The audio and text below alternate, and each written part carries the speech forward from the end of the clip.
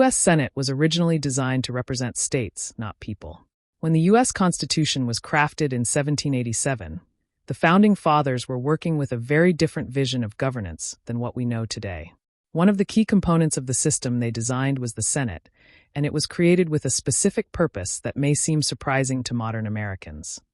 The Senate was originally intended to represent states, not the individual citizens who lived in them.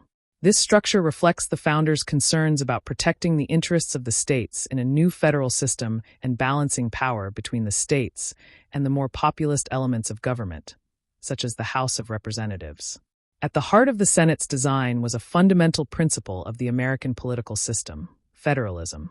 The United States was formed from a union of independent states, each with its own distinct government, laws, and interests.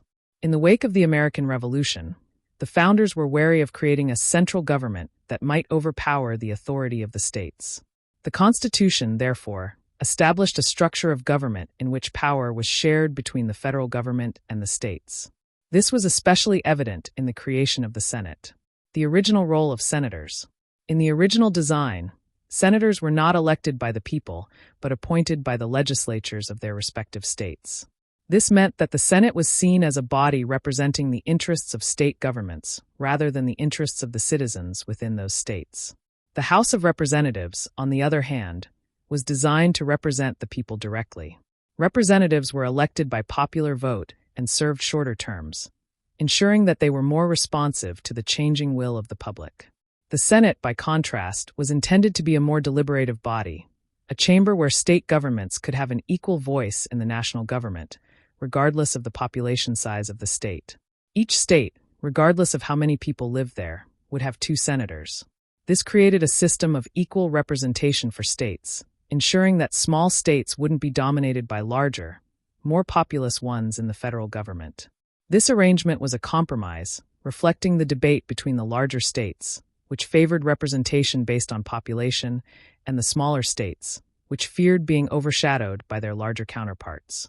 The creation of a bicameral legislature, one chamber with proportional representation, the House, and one with equal representation, the Senate, was a crucial part of the Great Compromise of 1787, which helped pave the way for the Constitution's ratification. The 17th Amendment, changing the system of Senate elections. The original system of appointing senators by state legislatures worked for several decades, but by the late 19th century, the method came under criticism. Senators were often accused of being too influenced by state political machines, leading to a sense of corruption and an undemocratic process. In particular, it became clear that the system was often not reflective of the will of the people, as state legislatures were sometimes gridlocked or controlled by a small, elite group, preventing fair and representative elections.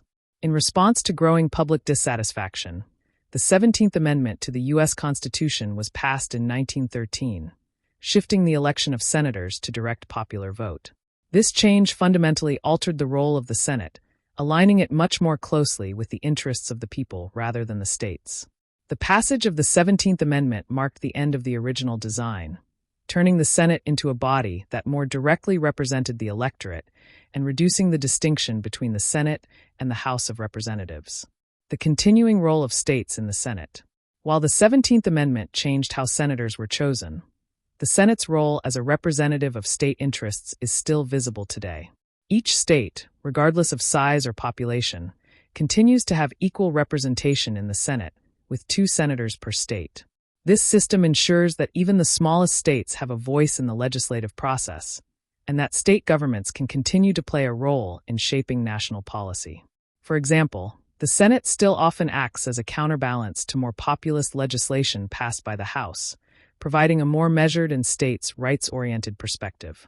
Additionally, the Senate plays a key role in confirming presidential appointments, ratifying treaties, and representing state interests in federal lawmaking. These functions highlight the Senate's continuing role as a forum for balancing the interests of individual states against the broader national agenda.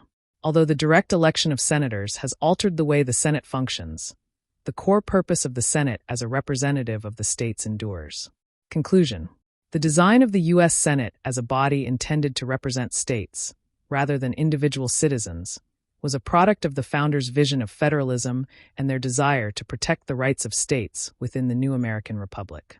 The system of equal representation in the Senate was a crucial part of the Great Compromise, ensuring that small states had a voice in the federal government. While the 17th Amendment fundamentally changed the method of electing senators, the Senate's original function of protecting state interests continues to shape its role in the U.S. government. In a nation with such diverse states and populations, the Senate remains a critical institution in maintaining balance and ensuring that every state, no matter how large or small, has an equal voice in the legislative process.